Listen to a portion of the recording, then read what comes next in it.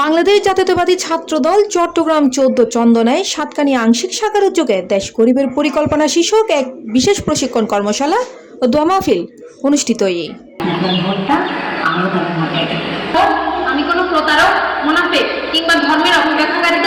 সোমবার চন্দনাইশ উপজেলার স্থানীয় কমিটি সেন্টারে দিনব্যাপী প্রশিক্ষণ কর্মশালা দোয়া মাহফিলের আয়োজন করা হয়। বাংলাদেশ জাতীয়তাবাদী দল বিএনপির আগামী রাষ্ট্রনায়ক তারেক রহমানের দিক নির্দেশনা তৃণমূল পর্যায়ে জাতীয়তাবাদী চেতনারে আরও সুসংগঠিত করতেই এই কর্মসূচির আয়োজন করা হয়।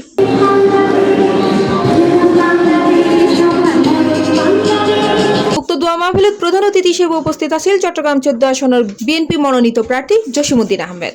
প্রশিক্ষণ কর্মশালায় প্রধান অতিথি হিসেবে বক্তব্য রাখেন বাংলাদেশ জাতীয়তাবাদী ছাত্রদল পাঠাগার বিষয়ক সম্পাদক তৌহিদুল ইসলাম। আপনারা জানেন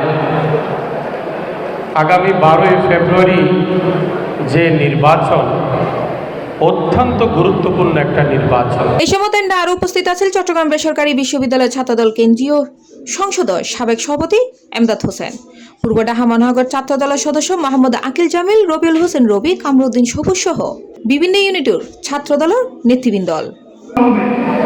প্রতিটি শিক্ষা প্রতিষ্ঠানে বিষয়ভিত্তিক ক্রিয়া শিক্ষক নিয়োগ দেওয়া হবে।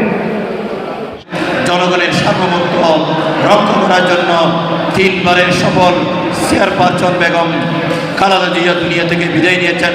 ওহের মাগফিরাতের জন্য আজকের আয়োজন করা হয়েছে।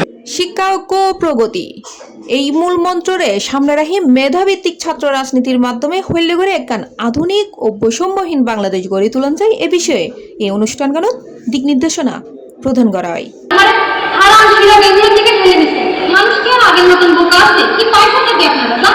C plus TV, Chittagong.